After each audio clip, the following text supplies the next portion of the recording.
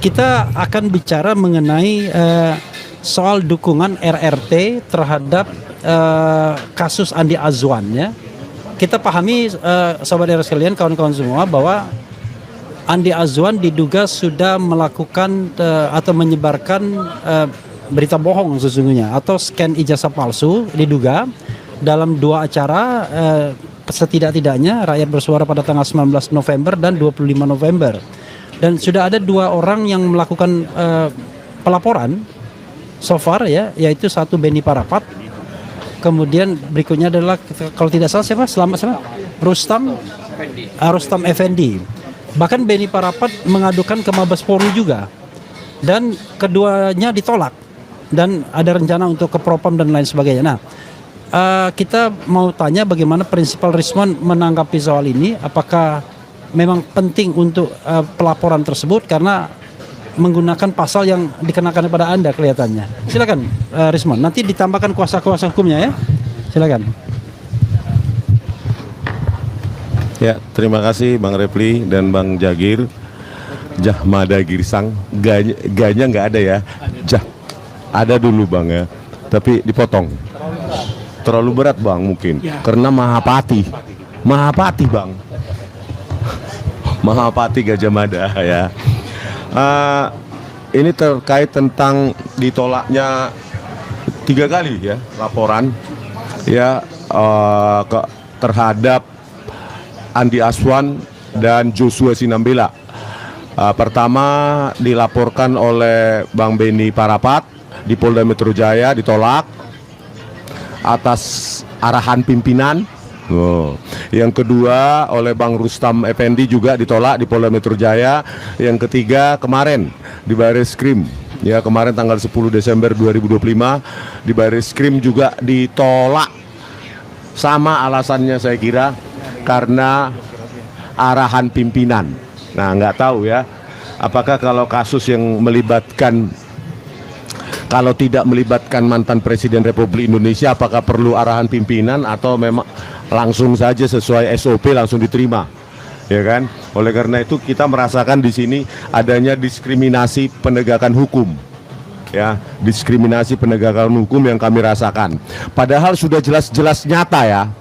Di dalam YouTube ataupun media sosial dari Joshua Sinambela, dia sudah mengatakan, mengklaim jauh sebelum Andi Azwan mengklaim itu, ya, dia sudah memiliki scan ijazah asli Joko Widodo, dan dia analisa, dan di situ ditunjukkan ada lintasan stempel. Dia mengakuinya itu, lalu kemudian dibantah oleh Topi Merah di YouTube-nya. Nah, di YouTube Topi Merah inilah baru saya tahu ternyata sebelumnya Joshua Sinambela sudah mengklaim memiliki scan ijazah asli Joko Widodo. Nah, itu akan kita jadikan saksi juga, ya, bukti, dan Topi Merah juga kita akan libatkan ya. Nah, yang kedua, sekitar 3 minggu lalu Andi Azwan itu mengklaim di acara Rakyat Bersuara ketika 19 November ya, Bang. Tanggal 19 November 2025 dan 25 November.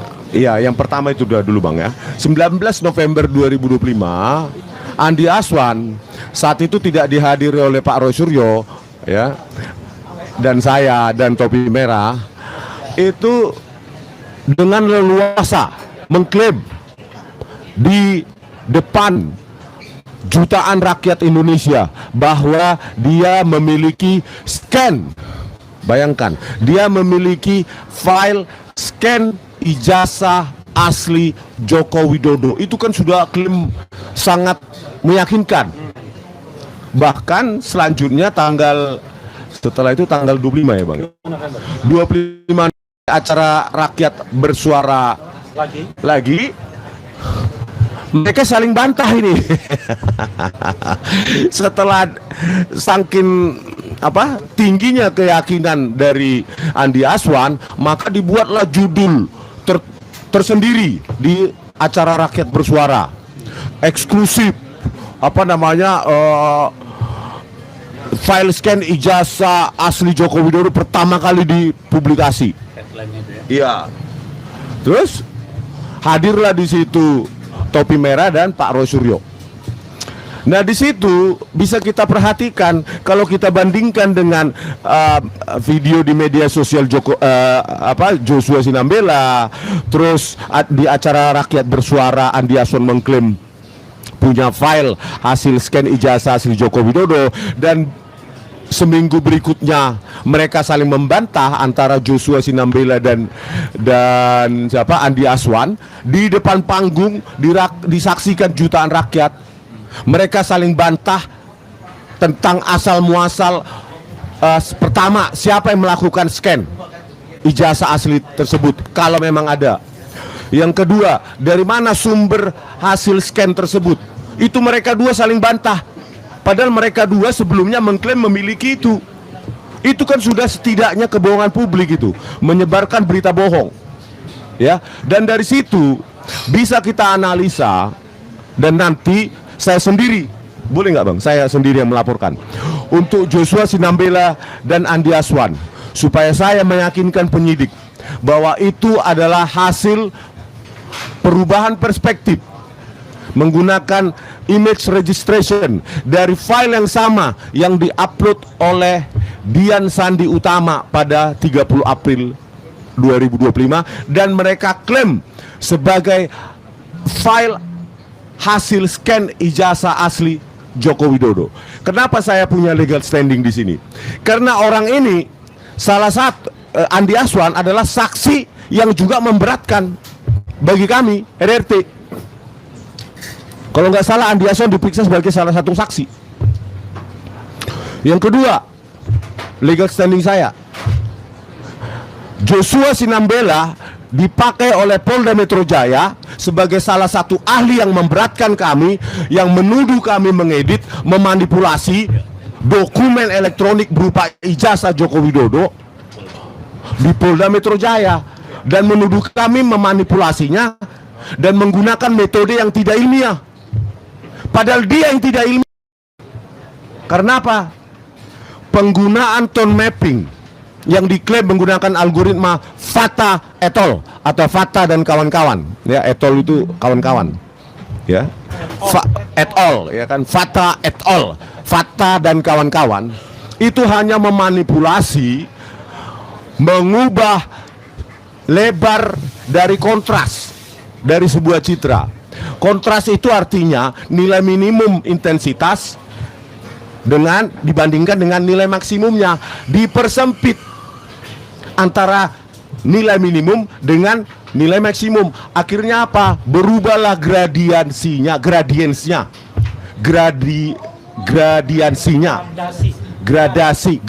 Bang. Ya, gradiens ya bahasa Inggrisnya. Gradiensnya berubah, terus dipeta ulang luminansnya, maka terdistorsilah warna akibat penyempitan kontras tersebut. Ya, yang mengakibatkan akhirnya adalah munculnya warna-warna baru.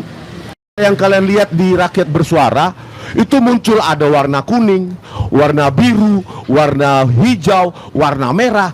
Padahal itu bukan warna sesungguhnya yang ada di jas itu. Karena kalau kalian lihat di YouTube Bali Academy, ya, walaupun nggak bersuara, itu sudah saya simulasikan. Ya, munculnya warna-warna baru, bukan hanya di jas, bahkan di kepala juga ada warna-warna merah. Itulah akibat pengubahan atau menyempitkan kontras pada sebuah citra, munculnya anasir-anasir warna-warna baru yang bukan warna sesungguhnya, yang mereka klaim itu lintasan stempel. Makanya kepada Aiman, ya, kalau ada acara Rakyat Bersuara, coba undang Joshua Sinambela dan ahli mereka di Polda Metro Jaya yang memberatkan kami dan menuduh kami memanipulasi secara tidak ilmiah, yang mengatakan kami melakukan manipulasi pengeditan sehingga kami bisa dituduhkan pasal 32 dan 35, sehingga kami bisa ditangkap dan ditahan. Coba Pak Aiman, Bang Aiman hadirkan Joshua Sinambela, siapa lagi dan teman-temannya, ayo head to head. Saya, Pak Roy, nanti saya undang Dokter Ridho Rahmadi dan Profesor Tono Saksono. Ayo kita cerdaskan publik. Gitu. Saya akan minta Profesor Tono Saksono dan Dr. Rido. Kalau memang Aiman bisa menghadirkan mereka, ayo kita head to head, kita cerdaskan publik. Saya sudah buat kajian ilmiah tentang tone mapping mereka. Mengenai lintasan stempel, saya punya sekitar 10 metode untuk membuktikan tidak ada lintasan stempel, lintasan warna merah di ijazah atau citra ijazah yang diupload oleh Dian Sandi Utama. Ya, kita sumbernya sama loh. Meskipun klaim itu adalah file scan ijazah asli Jokowi yang merupakan itu kebohongan publik. Gitu, ya. Karena ada juga temannya Joshua Sinambela, nggak tahu siapa namanya, katanya ahli dari Jepang atau dari mana itu, membuktikan ada lintasan merah. Kalau bisa bawa laptopmu, bawa kode sumbermu, kita running sama-sama. Saya akan bawa laptop saya, gitu loh. Jangan mengklaim di depan orang yang nggak paham tentang digital image processing bahwa ada lintasan merah itu. Bawa kode sumbermu, entah kau pakai Visual C++, Visual Basic, Java, Python, saya layani. Karena saya belajar itu semua. Kita buka, kita running secara real time program kita masing-masing. Ayo Bang Aiman, pertemukan kami. Karena sebenarnya, sesungguhnya ini adalah peperangan ilmiah. Kalau mereka menuduh kami membuat ROI seperti yang dijelaskan oleh Kabid Humas Polda Metro Jaya pada saat kami diperiksa sebagai tersangka tanggal 13 November 2025, RRT atau Rismon khususnya membuat ROI atau Region of Interest yang jahat katanya. Dari mana terminologi jahat untuk ROI? ROI itu adalah teknik cropping baik secara manual maupun secara programming untuk menentukan region image yang akan dianalisa, dan itu open source. Kode sumbernya bahkan saya janjikan saya akan berikan ya Bang ke Pak Teguh, gitu loh. Di mana saya melakukannya, gitu loh. Oleh karena itu Bang Aiman dan rakyat bersuara, dalam kesempatan ini saya meminta sekaligus memohon, hadirkan mereka head to head. Jangan ada dulu yang politik atau hukum Bang. Teknikal dulu, ahli lawan ahli dulu. 4 di sana, 4 di sini. Ayo, gitu loh. Kalau menolak hadir, berarti kalian melakukan kesaksian palsu di depan penyidik. Ya, memberikan keterangan kesaksian palsu di depan penyidik. Karena keahlian kesaksian kalian, kami dikenakan pasal 32 dan 35. Dari mana penyidik tahu itu? Ya dari kalian. Scientific bersifat terbuka, reconstructible, dapat direkonstruksi orang lain dan hasilnya pasti sama. Kita buka open source program kalian, kami buka program kami, kita running real time di depan kamera, sumber yang sama. Ayo, gitu loh, kita buktikan. Karena ini sebenarnya masalah sepele banget ini. Pembuktiannya sepele. Kita hanya buka ya dari ROI itu, region of interest itu, nilai-nilai intensitas RGB. Kalau nggak ada histogram R, ya memang nggak ada. Jangan dimanipulasi dengan teknik-teknik tone mapping yang menciptakan warna-warna baru yang bukan warna sesungguhnya. Kenapa ketika Anda klaim di lintasan itu ada warna merah yang merupakan hasil tone mapping di lintasan itu, tempat lain juga ada. Di wajah, di pinggir ini, di rambut juga muncul warna merah akibat tone mapping. Bahkan di jas yang lainnya itu juga muncul warna merah akibat, iya Bang, akibat merekayasa, memanipulasi lebar dari kontras tersebut. Ya, memanipulasi lebar kontras di tiap kanal R, G, dan B, maka memunculkan warna baru. Bukan hanya merah Bang, hijau, kuning, pokoknya pelangi, jingga, mejiku, hibiniu itu bisa muncul. Karena mengubah apa namanya kontras di 3 kanal RGB. Setelah itu dipetakan apa namanya luminansnya di kanal Y. Itu hal sepele dan saya bisa tunjukkan rumusnya nanti kenapa itu berubah. Kita bedah nanti persamaan untuk apa itu, untuk tone mapping itu Fata et al. Itu gampang, papernya saya dapatkan gitu. Jadi Bang Aiman dan rakyat bersuara atau apa namanya media mainstream yang lain, ayo kita tunjukkan perdebatan secara bermartabat dan elegan, ahli lawan ahli, jangan Rismon lawan Pitra, nggak nyambung ya. Harusnya orang yang bersama-sama backgroundnya itu ya. Saya tunggu Bang Aiman ya, mudah-mudahan rakyat bersuara mendengar, atau nanti saya WA aja Bang Aiman langsung ya, untuk membuktikan kepada mereka. Dan terkait dengan laporan itu, saya sedang membuat kajian sehingga nanti maju ke meja penyelidikan atau pelaporan di SPKT itu tidak modal nol.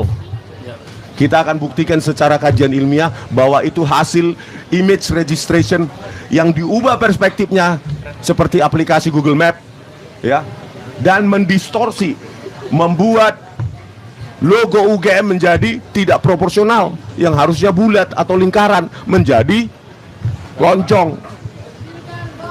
Ini akan saya buktikan ya. Oleh karena itu Joshua Sinambela, udahlah, mengaku saja bahwa kau menipu Andi Aswan. Saya kasihan malah sama Andi Aswan karena dia nggak tahu apa-apa. Oh, jangan kasihan. Oh ya. Maksudnya dalam konteks ini, dalam konteks ini aja. Konteks lain jangan kasihan. Jangan kasihan ya. Ya, oleh karena itu, oke, sekian dulu ya. Dan tantangan ini semoga bisa mencerdaskan publik. Jangan hadirkan yang kayak Pitra itu, entah apa itu aja. Ada 5 alat bukti, 1 bukti surat, 2 ahli. Setiap dia masuk TV pasti itu yang disebutkan. Memangnya nggak ada hukum yang lain ya? Oke. Bosan. Ya. Oke Bang. Oke. Ini Rismon ini seperti politisi, kalau sudah di panggung dan ada mic, unstoppable. Saya mau ke Bung Joni Silalahi dulu. Kemarin beliau mendampingi Beni Parapat ke Bareskrim Mabes Polri untuk mengadukan kasus ini juga. Tapi unfortunately sepertinya ditolak juga. Silakan report Anda Bung Joni Silalahi. Nanti setelah ini Bung Ramdan saya. Oke, terima kasih. Perlu saya laporkan hasil pelaporan kemarin di Bareskrim. Kami telah melakukan pelaporan, namun di SPKT kami dibawa ke bagian siber. Kami di sana berdiskusi lebih kurang 3 jam lebih lah ya, yang mempersoalkan masalah menurut mereka unsur pasal 32, 35 itu belum masuk, perlu pendalaman. Kami sudah berdebat karena unsur daripada pasal 32 itu kan merubah, menambah dan mengurangi. Kami sudah tunjukkan apa yang dirubah, apa yang dikurangi, tapi tetap ngotot. Pada prinsipnya mereka sebenarnya takut karena menyinggung masalah nama ijazah Pak Jokowi. Dan kami diarahkan kalau bisa untuk melaporkan Aswan ini cari pasal yang lain. Jangan ada nama Jokowi begitu. Jadi sebenarnya mereka takut. Sebenarnya takut untuk menerima laporan itu. Jadi dicari alasan-alasan, perlu pendalaman, dan kami digiring untuk membuat laporan Dumas. Sementara kita tahu kalau laporan Dumas itu kan bisa bertahun-tahun. Apalagi ini menyangkut nama Jokowi, nggak mungkin akan ditindaklanjuti. Itu kami tolak untuk ke Dumas. Kami maunya di LP, tapi mereka berkutat di situ, perlu pendalaman. Itu kemarin kesimpulannya mereka takut karena menyinggung nama Pak Jokowi. Jadi pada prinsipnya laporan di Polda sama laporan di Bareskrim alasannya sama. Itu untuk menolak laporan itu. Terima kasih Pak. Oke, jadi intinya ya. Oke, tapi nanti kita akan bicara apakah laporan itu akan ini ahli yang lapor. Mas Roy, sini Mas Roy. Gantian sama saya, Bang. Enggak, jangan dong, masa gantian. Nah ini Pak Joni, sini Mas Roy. Mas Roy sini, Mas Roy. Kita sini Mas, sini Mas. Sini. Kita bicara teman akrab Anda namanya Andi Azwan. Dan Joshua Zenembela. Oke ya. Nih, Bung. Jadi kita bicara dua hal tadi. Hal pertama adalah ternyata ada undangan buat Rismon gelar perkara khusus. Oke, kapan? Senin nanti. Oke, ya. Mungkin juga buat Mas Roy kita nanti kita lihat apakah akan ada. Berikutnya kita bicara tentang pelaporan Andi Azwan ini. Yang jelas dua laporan sudah ditolak, tapi bagaimana upaya-upaya lainnya yang barangkali konon katanya Bang Janes, Bang Janes laporkan. Bang Janes lapor. Hari ini laporkan. Ya, kita lihat nanti. Oke, kita lihat ya. Oke, saya kasih kesempatan kepada Bung Ramdan Shah sebentar. Nanti Mas Roy ya, langsung. Setelah itu Bang Azam kan. Buru-buru nggak Mas Roy? Enggak. Oke. Kalau nggak buru-buru nanti itu. In order. Karena dia duluan. Makasih Mas Refli Harun dan kawan-kawan semua. Pertama, mic-nya digeser ya. Kita stay soal itu ya. Ya, betul. 2 poin tadi ya. Pertama terkait dengan Dr. Tifa yang hari ini kami lagi tunggu untuk melakukan wajib lapor, dan tadi ada pertanyaan apakah nanti kita akan mendapatkan juga surat terkait dengan gelar perkara khusus. Saya pikir nanti sama ya, karena ini kan adalah Roy Rismon dan Dr. Tifa. Dan yang kedua, kemarin persis kami juga menyampaikan bahwa Dr. Tifa sebagai prinsipal, apabila ini terjadi, ya kami sangat mengapresiasi terhadap penyidik yang kemudian mau membuat gelar perkara khusus atas pengaduan masyarakat dari tim advokasi anti kriminalisasi aktivis dan akademisi, maupun dari Bang Egy ya, ada 2 laporan pengaduan masyarakat. Itu poin yang pertama. Poin yang kedua, semalam pun prinsipal menyampaikan Dr. Tifa bahwa pelaporan yang akan dilakukan oleh teman-teman terhadap AA maupun JS terduga 2 nama terduga ini juga perlu dilakukan, dan beliau juga mengendorse itu. Jadi saya pikir 2 poin ini kita sepakat dan mengendorse Mas Refli. Artinya gelar perkara khusus itu harus progres. Yang kedua terkait dengan pelaporan terhadap AA dan JS ini merupakan sebuah harus dilanjutkan, dan treatment terhadap kita bertiga ini teman prinsipal maupun mereka yang melaporkan adalah sama, dan ini bagian penting target kita untuk kemudian bagaimana reformasi Polri yang tengah berjalan itu bisa kemudian kita pantau benar nggak treatmentnya demikian. Demikian Mas Refli Harun. Jadi 2 prinsipal ya itu setuju itu dilaporkan atau mendesak atau mendukung pelaporan AA dan JS.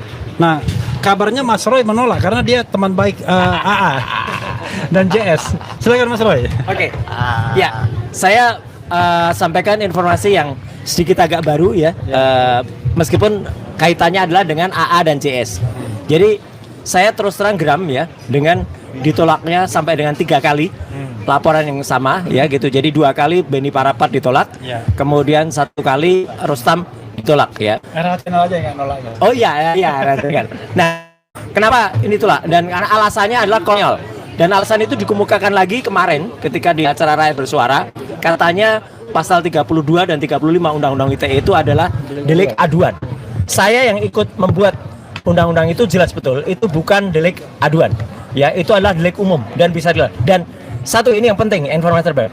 Dan itu sudah terbukti itu delik umum karena sudah ada perkara pidana ya, nomornya 2176/PDT/SUS/2021 di Pengadilan Negeri Medan pada tahun 2021 yang menggunakan pasal 35 Undang-Undang ITE. Jadi tahun itu adalah ketika tanggal 25 Oktober 2021 sudah ada. Jadi ini bisa jadi jurisprudensi, bisa jadi tidak hanya presiden tapi sudah jurisprudensi bahwa pasal itu bisa digunakan dan bukan delik aduan. Artinya ada seseorang yang kemudian menggunakan atau mengubah data elektronik yang kemudian menjadi seolah-olah asli. Nah, apa yang dilakukan oleh AA adalah ketika mempertunjukkan gambar ini, yang sebenarnya itu adalah sama dengan yang sudah maaf, Sama dengan Sandi. sama dengannya Iya. diupload oleh dia Sandi. Ya, jadi sekali lagi kasus ini sudah ada jurisprudensinya. Sangat konyol sekali kalau Polda Metro Jaya atau Kalau Polda Metro Jaya Mabes minum air Polri, putih. iya. Malah nanti batuk. Oh, karena air dingin. Hmm. Oh, nggak apa-apa, Mas. Terima kasih. Wah, langsung lancar. Wah, iya toh. Top. Ya, ini sudah ada. Berkat berkat Aqua tanpa merek. Iya, berkat tanpa merek. Jadi nggak usah disebutkan mereknya ya. Gitu, ya. Tanggal 25 Oktober 2021 sudah ada jurisprudensinya di Pengadilan Negeri Medan, ya, menggunakan pasal 35 Undang-Undang ITE, dan itu bukan delik aduan. Itu adalah delik umum. Jadi sekali lagi tidak boleh kemudian ditolak-tolak lagi karena sudah ada. Dan orang yang bernama AA tadi mempertontonkan di depan umum, di depan publik, kebohongan dia. Nah, ini kebohongan dia ketika kemudian mengatakan ini adalah scan asli. Jelas-jelas ini palsu. Dr. Rismond topi merah bukan peci merah ya. Kalau peci merah lain lagi tuh. Peci merah kemarin bikin gara-gara kalau peci merah. Tapi kalau topi merah itu lain lagi ya. Itu sudah menyatakan bahwa ini adalah sama dengan apa yang ada atau yang diupload oleh Dian Sandi Utama pada tanggal 1 April.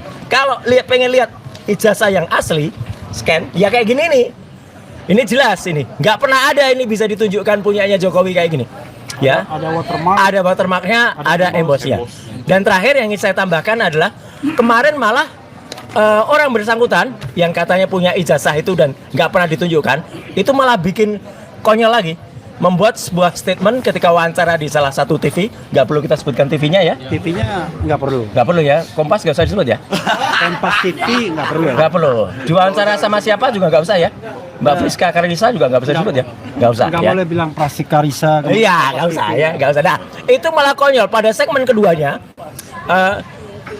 20 menit terakhir dia kelihatan banget niatnya memang untuk memecah belah anak bangsa. Berkali-kali mengatakan bahwa di belakang ini ada golongan, ada orang besar, ada apa, nggak perlu disebutkan namanya. Saya pastikan, ya, dia bilang saya pastikan. Saya juga sudah membuat satu video singkat ya. Sudah dimuat di era channel. Betul ya, makanya saya langsung kirim ya. Jadi itu jawaban tegas saya. Jadi saya mendukung upaya dari teman-teman lawyer, terutama juga Mas RH untuk melakukan publikasi dan juga untuk melakukan sikap terhadap AA dan CS ini. Terima kasih. Saya mungkin mohon izin dulu untuk Boleh. urak-urak dulu Nanti di dalam. balik lagi. Ya, balik lagi. Siapa tahu untuk terima surat yang berbeda. Iya. Jangan-jangan beda tanggalnya.